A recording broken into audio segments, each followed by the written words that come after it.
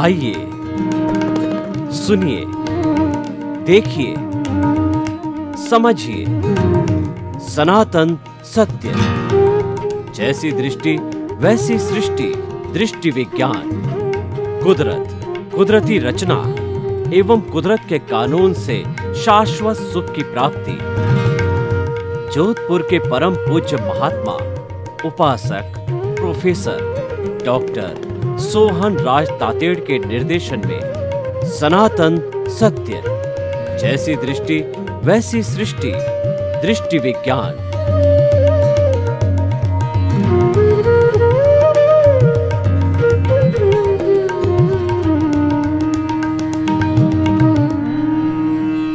भाइयों और बहनों, आज का बहुत सुंदर विषय है निमित्त, निर्दोष, अकर्ता।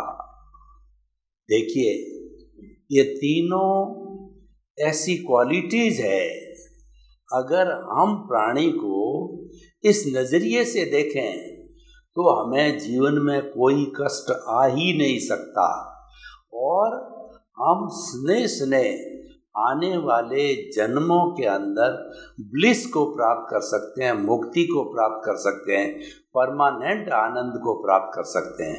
हमारा सनातन सत्य कार्यक्रम कुदरत और कुदरती रचना और कुदरत के कानून पर आधारित है और हम आपको ultimate reality of this universal सार्वभौम सत्य, यूनिवर्सल ट्रुथ देना चाहते हैं। आपको क्यों देना चाहते हैं कि हम चाहते हैं कि आपकी जो रॉन्ग बिलीफ है वो समाप्त हो जावे, आपको राइट बिलीफ प्राप्त हो, यानी आपको सम्यक दर्शन प्राप्त हो, आपको पॉजिटिव थिंकिंग प्राप्त हो। और जब आपको सम्यक दर्शन जीवन में एक बार मिल गया तो मान के चलिए कि मुक्ति की नींव लग गई, आपको ब्लिस की जो है नींव लग गई और स्नेह स्नेह जो है आने वाले जन्मों में ये प्राप्त हो जाएगा। हमें ये कोशिश करनी चाहिए कि इस मानव जीवन बहुत दुर्लभ है। अगर आपके ब्लिस की नींव शाश्वत सुख की लगी हुई है तो बहुत अच्छी बात है और उस पर आप बिल्डिंग बनाइए, और नहीं लगी हुई है तो आप इस जन्म में कम से कम नींव तो लगा ही दीजिए। सनातन सत्य कार्यक्रम मुक्ति की नींव लगाने का कार्यक्रम है और उसी के अनुरूप हम ये विषय देते हैं। और आज का विषय जो निमित्त, निर्दोष और अकर्ता है, वह तो इतना विशाल है कि अगर मैं कहूँ कि यूनिवर्सलाइज योर कॉन्शियसनेस तो वह बात होगी आपकी चेतना इतनी विस्तार पा लेनी चाहिए कि समस्त ब्रह्मांड उसमें समा जाए, और वास्तव में समाया हुआ है। ऐसा कहा जाता है कि जे एगे जाने ते सब्बे जाने, जे सब्बे जाने ते एगे जाने।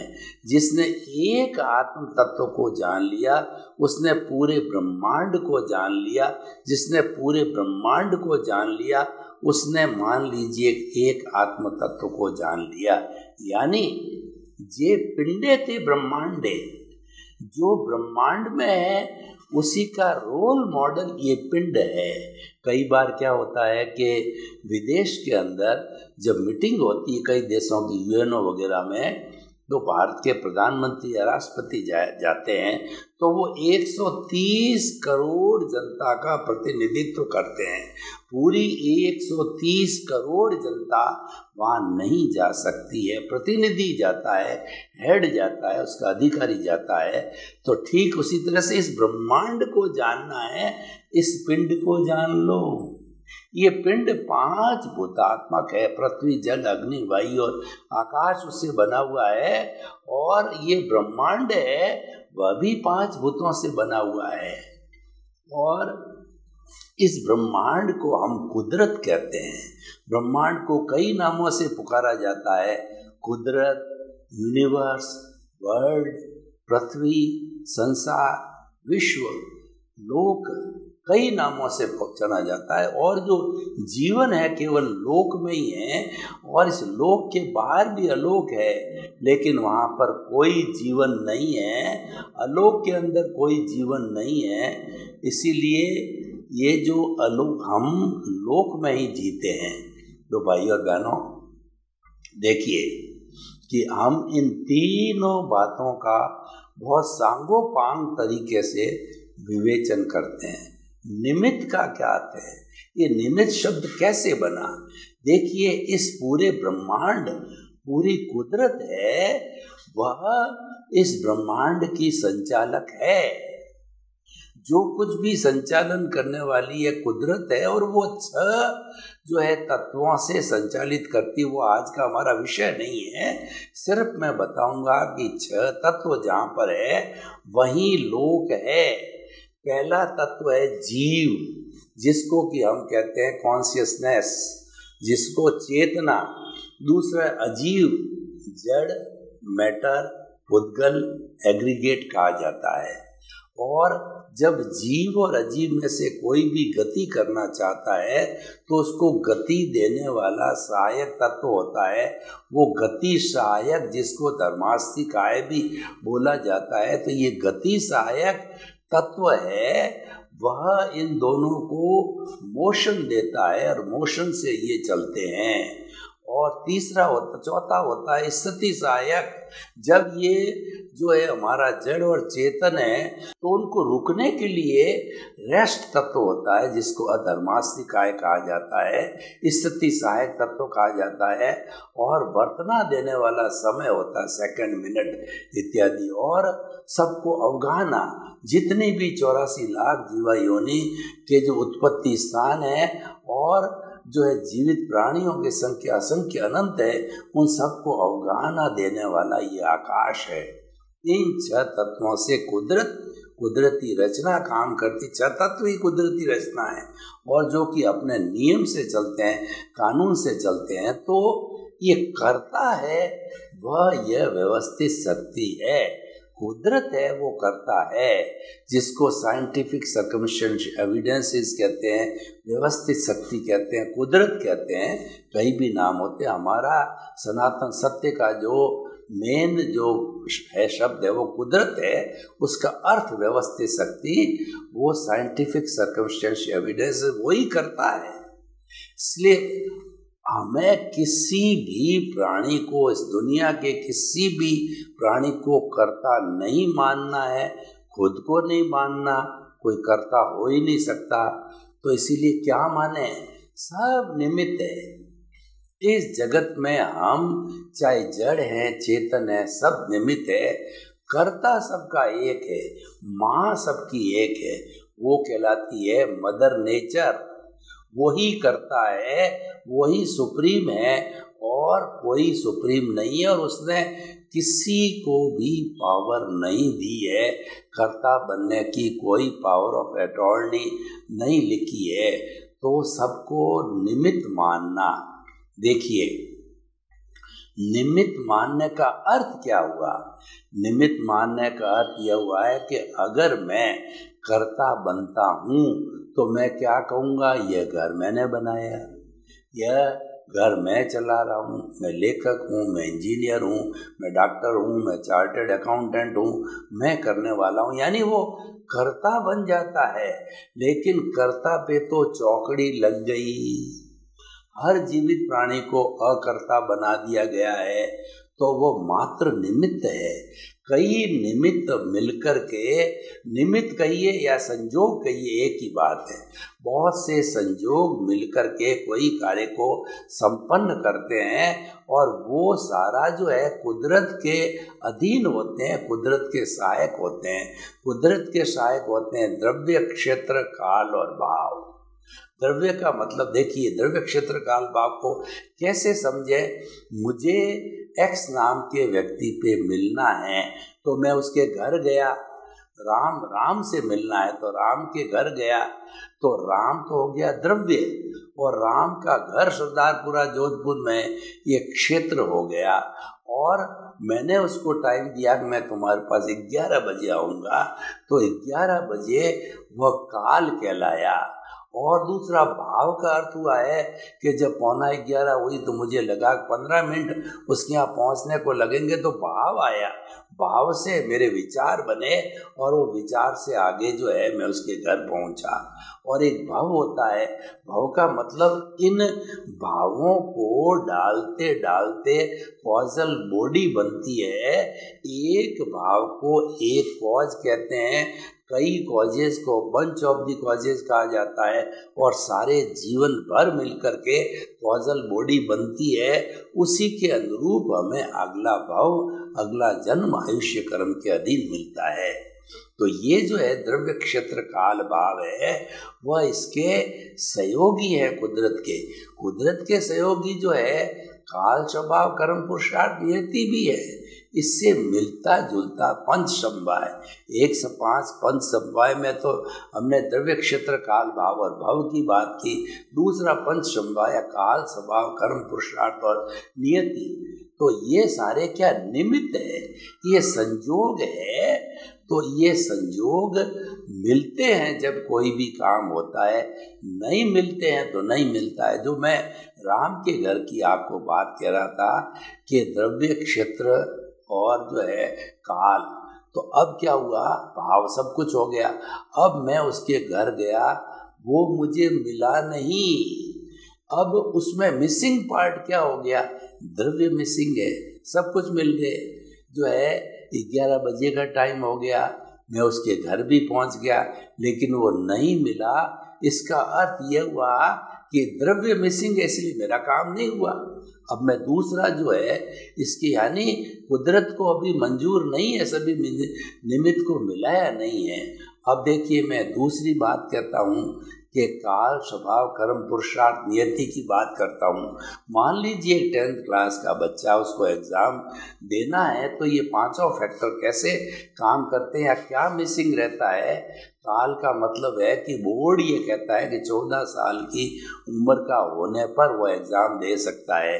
तो कोई भी स्टूडेंट 14 साल का हो गया। काल स्वभाव का मतलब उसमें योग्यता होनी चाहिए, वो 9वीं पास किया, 10वीं में आया, योग्य है इसके लिए स्वभाव। और कर्म का मतलब है उसका लक फेवर करता है, 9th के अंदर अच्छी पोजीशन लाया, 10th में उसके अच्छे टेस्ट वगैरह में, हाफ ईयरली में अच्छे मार्क्स आ रहे हैं, तो ये काल स्वभाव कर्म हो गया।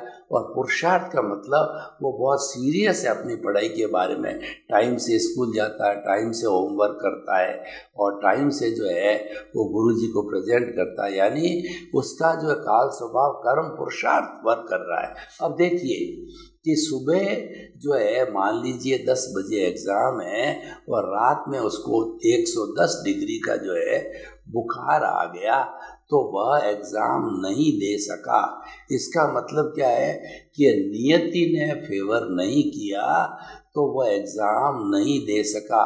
सारे फैक्टर मौजूद थे, नियति मिसिंग थी, नहीं दे सका। उसमें द्रव्य मिसिंग था पहले वाले एग्ज़ाम में। तो इसका अर्थ यह है कि कुदरत ने अभी संयोग उसके अंदर तो द्रव्य का और इसमें नियति का संयोग नहीं जुटाया था, काम नहीं हुआ। सारे निमित्त मिलते हैं जब काम होता है, वरना काम नहीं होता है। तो हर व्यक्ति को निमित्त मानो। हम निमित्त मानने से एकदम हमारा कोई कसूर नहीं होता है कि भाई मैं तो निमित्त हूँ, न तो कोई अहंकार आता है और न हमारी कोई जिम्मेवारी होती है और न हमको कोई टेंशन होता है कि भाई कुदरत जैसा कराएगी उसकी मर्जी।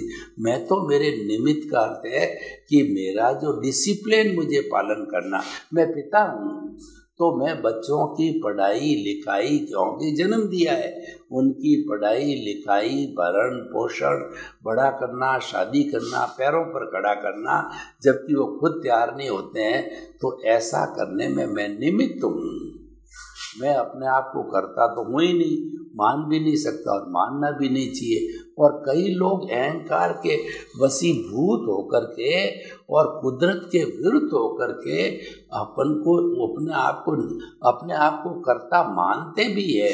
तो कर्ता जो ही आपने माना, कर्म बंधन का कारण बन गया, आप दोषी हो गए, क्योंकि अब आपने कुदरत को अपने हाथ में ले लिया, कुदरत को चैलेंज कर दिया। तो आप कर्ता बनते ही आप में ऑनरशिप आ गई, डूअरशिप आ गई, सारी रिस्पॉन्सिबिलिटी आपके ऊपर आ गई और आप जो है कर्ता बने तो कर्म बंधन और संसार में भ्रमण का आपने रास्ता खोल दिया।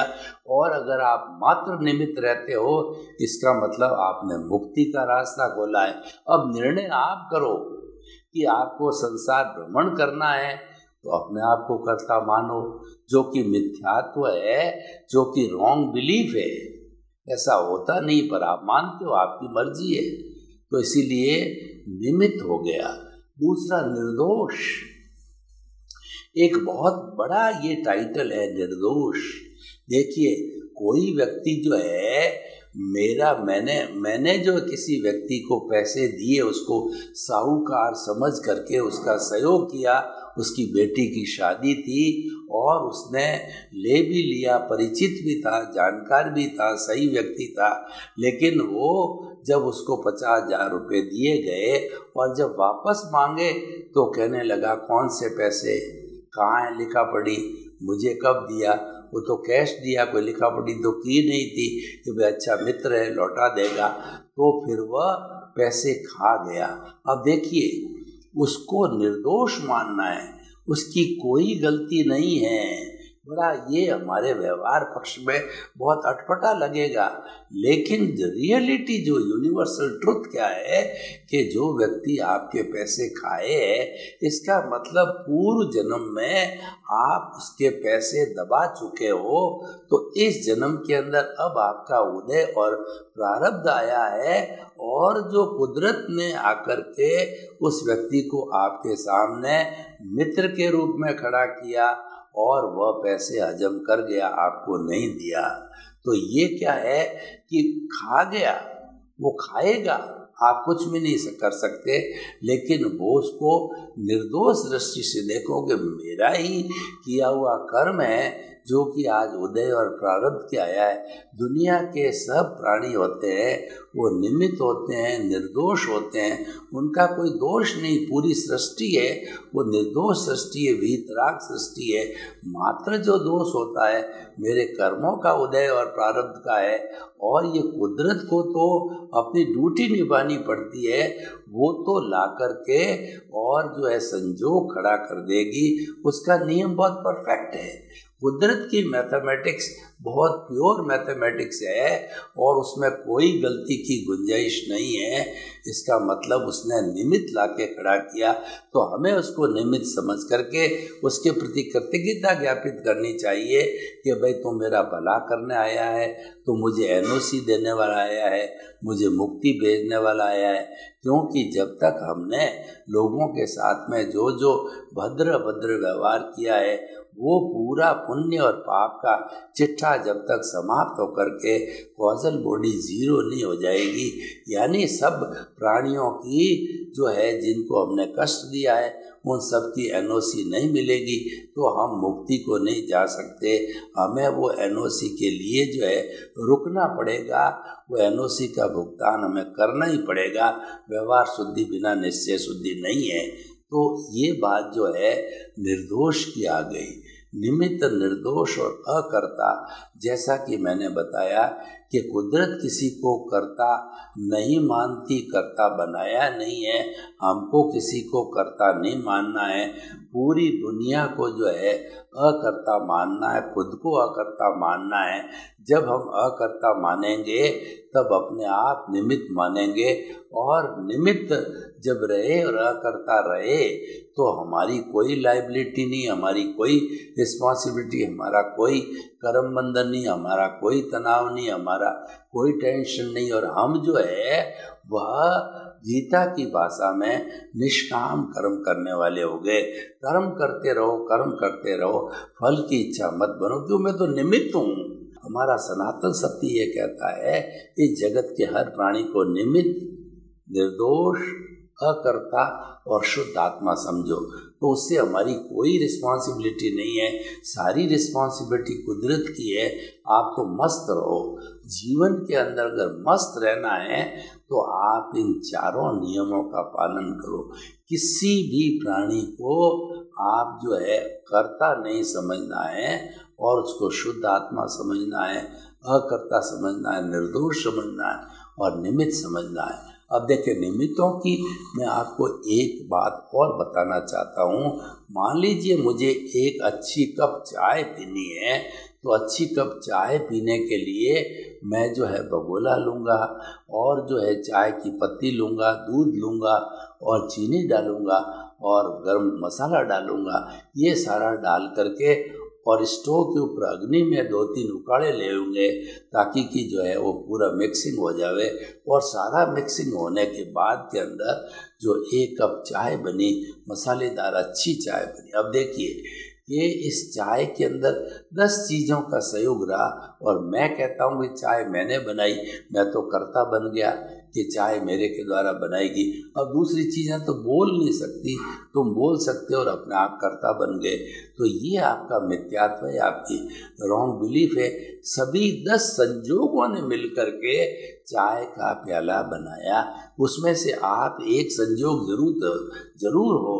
तो आपको अगर कर्मों के बंधन से मुक्त होना है तो आप 10 में से अपने आप को एक निमित्त मानो। यानी कर्ता शब्द है हमारे जबान पे, होठ पे आना ही नहीं चाहिए। तो हमें तो हर एक को निमित्त, दुनिया में जितनी भी चीज़ें हैं सबको निमित्त मानो, और वास्तव में वो निमित्त ही है, लेकिन सब कुछ करता है वो तो कुदरती है। तो इस तरीके से भाई और बहनों, ये कितने कितने गूढ़ जो है वो विषय है। लगते बड़े सरल है पर इसकी गूढ़ता बहुत है कि हम जो है हर प्राणी को निमित्त, निर्दोष, अकर्ता और शुद्ध आत्मा समझेंगे तो हम आगे से आगे मुक्ति का द्वार खोल देते हैं, मुक्ति की ओर प्रयाण करते हैं। क्योंकि ये निमित्त, निर्दोष, अकर्ता और शुद्ध आत्मा मानने से क्या होता है कि हमारी जो कॉजल बॉडी है वो तपती है, वो तप करके कर्म जो है उसमें टर्बुलेंस होता है, कर्म झड़ने लग जाते हैं। जो चतुष्पदी कर्म पुद्गल थे वो झड़ने लग गए, और झड़ने के बाद के अंदर वो हमारी आत्मा से अलग हो गए। तो ये अलग रहने का अर्थ जो है ये हुआ कि जो है हमारे निर्जरा हुई, जिसको आंशिक शुद्धिकरण निर्जरा कहते हैं। जो संपूर्ण जो है निर्जरा इस तरीके से होती रहती है, तो संपूर्ण निर्जरा होकर के और हमारी आत्मा प्योर, जो 24 कैरेट का सोना 999 का बिस्किट बन जाता है, उसके अंदर कोई इम्प्योरिटी नहीं होती है। तो भाई और बहनों, बहुत सुंदर कॉन्सेप्ट है कि जगत के हर प्राणी को निमित्त, निर्दोष, अकर्ता और शुद्ध आत्मा समझोगे तो आपके कोई कर्म बंधन नहीं है। इसका मतलब आपने ब्लिस की नींव लगा दिए, आप मुक्ति की ओर बढ़ रहे हो। आपने मुक्ति की ओर नींव लगा दी, जो कि मानव जीवन का सबसे बड़ा हाईएस्ट उद्देश्य होता है कि हमारे ब्लिस की नींव लगनी चाहिए इस जन्म के अंदर। और व्यक्ति अगर नींव लगा देता है तो मान के चलिए कि उसको जो कुछ पाना था उसने पा लिया। दुनिया के अंदर कोई भी पाना होता है वो यही है कि ब्लिस की नींव लगनी चाहिए। बाकी तो ये जो जड़ संबंधी कितनी चीज़ें हैं वो तो अनलिमिटेड है। आप चाहते रहो तो वो तो परिग्रह के अकाउंट के अंदर चला जाता है, और परिग्रह और आसक्ति वाला जीव तो कर्मों का बंधन करने वाला होता है। हम तो अपने कर्मों को खपाना चाहते हैं। ये सूत्र हम किस लिए दे रहे हैं, किस लिए आपको पालन करने का बोलते हैं, मैं भी उसका पालन करता हूँ। तो ये इसलिए देते हैं कि हम कर्मों से मुक्त हो, हम कॉजल बॉडी को जल्दी से जल्दी समाप्त करना चाहते हैं। तो जल्दी से जल्दी समाप्त करने में ये जो 4 सूत्र है ये बहुत प्रभावी है, ये हाईली एफिशिएंट है। जो ही हमारे भीतर ये भावना आई, त्यों ही हमारा जो कर्म शरीर है वो शिथिल पड़ जाता है और वो झड़ने लग जाता है। तो इस तरीके से जो हम आपको बताना चाहते हैं कि जो हमारा मुख्य जो जीवन का उद्देश्य है उसकी पूर्ति करने के लिए हमें जो है इन 4 चीज़ों को मानना, जानना और जो उसकी प्रेरणा लेना अवश्य किया जाना चाहिए। और ये सूत्र ऐसे है कि व्यक्ति पालन कर सकता है, इसके अंदर कोई भी कठिनाई की बात नहीं। देखिए, मुक्ति का मार्ग है, उसके अंदर समझना होता है, कोई क्रिया नहीं है। मुक्ति का मार्ग अक्रिया का है, समझने का मार्ग है। समझना क्या है? हर प्राणी को निमित्त, निर्दोष, अकर्ता और शुद्ध आत्मा समझना, एहसास करना है। मुक्ति के मार्ग के अंदर एहसास है, फीलिंग्स है व्यक्ति की। व्यक्ति को जो है महसूस होना चाहिए, ये महसूस है और एहसास है जिसको अनुभव बोलते हैं। सर्वे भवन्तु सुखिनः, सर्वे सन्तु निरामया। लोक के सब जीवों को सुख मिले, शांति मिले, आनंद मिले, प्रेम मिले, सौहार्द मिले और सभी हम शांतिपूर्ण सहअस्तित्व जीवन यापन कर स्वर्ग को इस धरती पर उतार लाए। आपके प्रति मंगल भाव।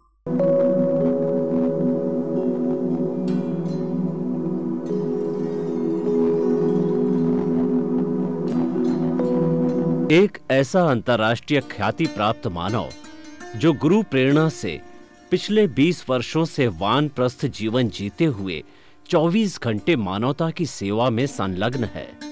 एक ऐसा मानव जो अभी राष्ट्रीय, अंतर्राष्ट्रीय टीवी चैनलों पर 7,500 एपिसोड के माध्यम से सनातन सत्य, आत्मविज्ञान एवं पुनरुत्थान, व्यवहार एवं निश्चय जगत के जीवनोपयोगी विषयों पर हृदय स्पर्शी प्रवचन कर चुका है। उस मानव का नाम है महात्मा उपासक प्रोफेसर डॉक्टर सोहन राज तातेड़। प्रोफेसर तातेड़ द्वारा योग, दर्शन, शिक्षा विषयों पर रचित पीएचडी स्तर के 250 शोध ग्रंथ भारत के 100 प्रतिष्ठित विश्वविद्यालयों में शोधार्थी पढ़ रहे हैं तथा वे सभी शोध ग्रंथ वहां की सेंट्रल लाइब्रेरियों में उपलब्ध हैं। महात्मा सोहन राज ने अभी तक हजारों स्कूलों, कॉलेजों, विश्वविद्यालयों एवं संस्थाओं में सेमिनार, वर्कशॉप, कैंप लगाकर लाखों विद्यार्थियों को योग, दर्शन, शिक्षा का प्रशिक्षण देकर उन्हें सुसंस्कारित किया। डॉक्टर तातेड़ ने भारतीय संस्कृति उत्थान के 4000 से अधिक समसामयिक विषयों पर आर्टिकल लिखकर ऑनलाइन जर्नल, पत्रिकाओं, वेबसाइट्स पर प्रकाशित किया, जिसका उपयोग लाखों पाठक कर रहे हैं। उपासक तातेड़ के 5000 से अधिक आज का सुविचार, आज का शुभ संदेश, आज का मंगल भावना योग आदि चिंतन websites, Twitter, blogger, Facebook, YouTube माध्यमों से लाखों लोग अपना जीवन निर्माण कर रहे हैं। मानवता के मसीहा ऐसे महामानव महात्मा सोहन राज तातेड़ के प्रोफाइल को अभी तक विश्व के 20 लाख दर्शक यूट्यूब पर, 12 लाख गूगल पर एवं लाखों दर्शक फेसबुक, ब्लॉगर, ट्विटर और इंस्टाग्राम पर देख चुके हैं।